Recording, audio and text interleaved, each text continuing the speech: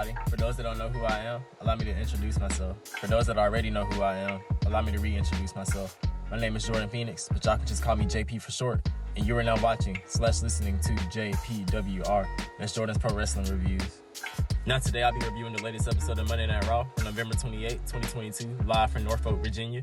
And it was a pretty decent show, man. The first hour was commercial free, so that was nice, but sadly I ended up falling asleep once again during the second hour. I really think Raw needs to go back to 2 hours instead of 3 because I don't know what it is, but I can't sit through these 3-hour shows. WWE shows have been kind of boring to me lately, and it sucks because Triple H is in charge and we know the man can book a good show, but I don't know, something just still seems to be missing.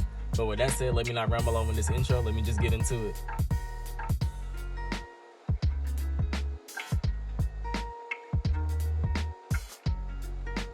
Alright, so we kicked the show off with big time Becky Lynch coming down to the ring to cut a promo. And nothing major from this promo in my opinion. You know, it's just her recapping War Games and how she's excited to be back. And then at one point she jumps into the crowd and she meets a man, I believe his name was Bob, and another young man named Zachary. But then her promo is then interrupted by Damage Control.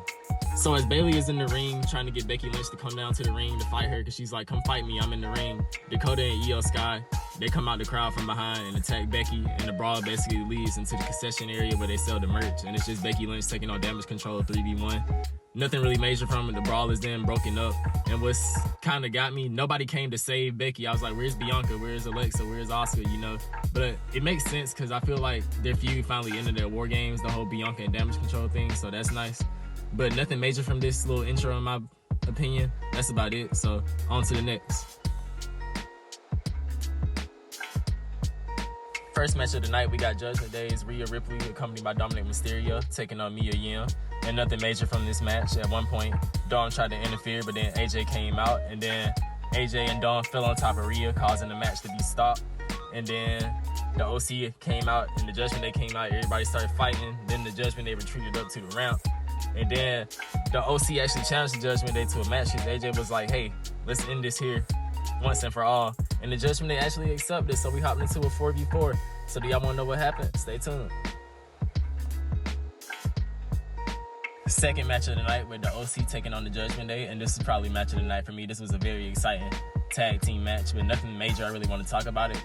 The ending was pretty good though. Mia Yim had body slammed Finn Balor, but then Rhea took that as she took advantage of that, and she hits the riptide on Mia Yim, and she gets the pin 1, 2, 3. Rhea picks up a win for Judgment Day. And I think we found Bianca Belair's next challenger. I think Rhea Ripley is going to be the one to dethrone Bianca. But what do y'all think, man? Let me know down below. Next, we got the returning Street Profits. That's right, Montez Ford is back from injury. They're doing a backstage interview with Byron Saxton, or like I like to say, my man Tom Dubois from the Boondocks. But anyways, nothing major from this backstage segment. It's basically just the Street Profits talking about how they're glad to be back, and then Alpha Academy comes and they interrupt, and they basically challenge each other to a match, which leads on later on into the night. So if y'all want to know what happened with that, just stay tuned once again. And now we have the Bloodline, and I know Roman, of course, I think he's on a little break. You know, he's kind of part-time now ever since he won both of the titles. But anyways, we get the Bloodline, and it's basically them recapping about what happened at War Games.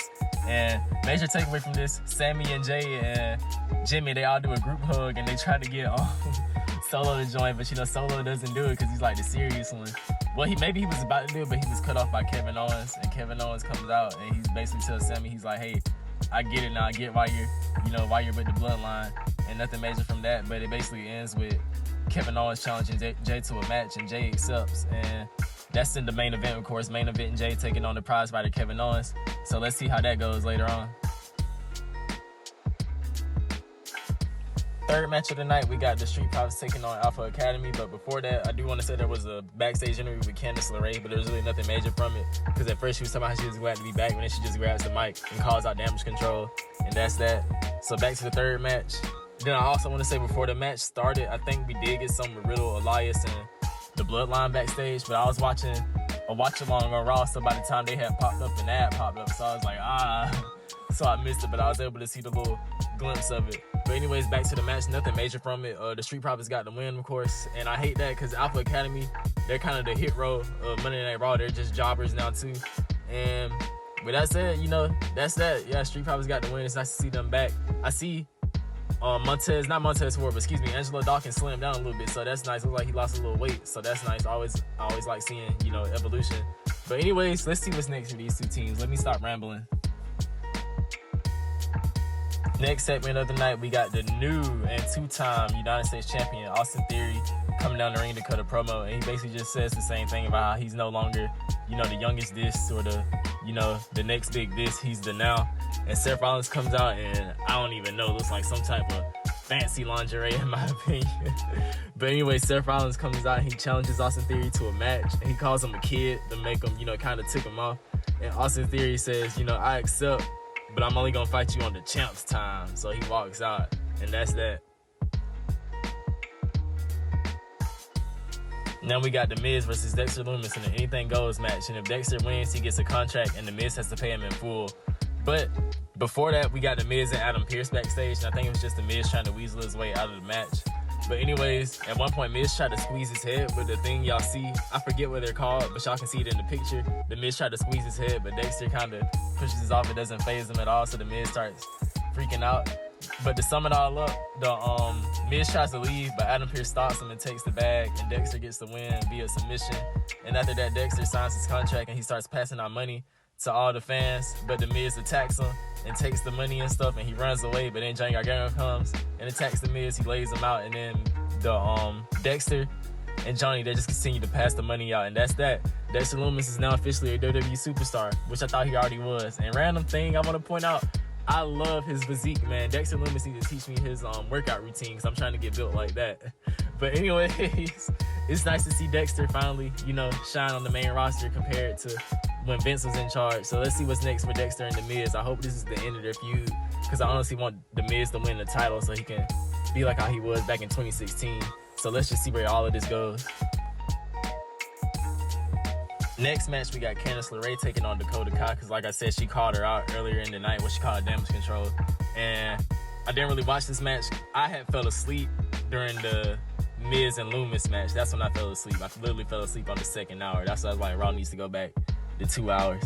But anyways, Candice LeRae got the win, and Dakota Kai lost. I don't know what they're gonna do with damage control, because ever since they've been paired together, they've literally lost every match, excluding, you know, winning the tag titles. But other than that, damage control hasn't done nothing interesting since they, you know, formed, and it's not their fault. I blame creative.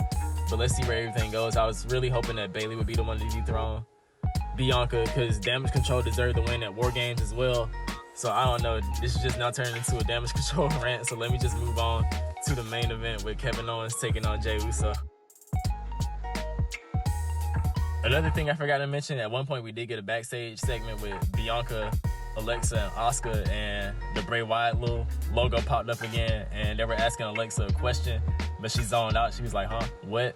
So that's that. Nothing really major from that except the whole Bray Alexa thing. Do y'all think that Alexa is going to turn heel? I know everybody thought that was going to happen at War Games, but it didn't. But do y'all see Alexa turning heel and rejoining with Bray Wyatt? Let me know down below. Main event time, we got the prize fighter Kevin Owens taking on main event Jey. And nothing really major I want to talk about from this match. I didn't really watch this. I just watched what I could on the YouTube clips. And basically the Bloodline interfered at one point. Everybody in the Bloodline except for Sami, so they're continuing that storyline. And Kevin Owens gets the win after hitting the stunner. He fell off the Bloodline first, of course, but he got the win, hit the stunner, 1, 2, 3. And that's it. The show just ends with the Bloodline staring down at Kevin Owens, and that's that. And there you have it, folks. That's my latest review of the latest episode of Monday Night Raw. And I want to apologize because I was slacking on the reviews when War Games had started. I guess I had got caught up with everything being all at once, because you know you got SmackDown and you got War Games. But anyways, another thing I want to apologize about, as always, I know my videos aren't the best. I need to work on my mic quality and my editing and all that. But you know, YouTube is one of those things where you just get better as you go. So give me some time and we're going to be on top one day, man. All of us. As always, if y'all have anything out there that y'all want to do in life, go out there and do it, man. We're not getting any younger. And if nobody's there to support you, then I'm going to support you. I'm your biggest supporter. Anything is possible if you surround yourself with the right people and make the right decisions. You can achieve anything. And as cliche as that sounds, it is true. I believe it is true. But anyways, with that said, y'all have a good one. Be safe. And before I say JP out, I do want to thank the people that made it all the way out this far, because I just started YouTube. I started on November 10th, and this has been a journey for me, and I'm loving it. I'm loving it. But anyways, let me not ramble on with that any longer. I will save it for another day. Now y'all be safe, JP out for real this time. Peace.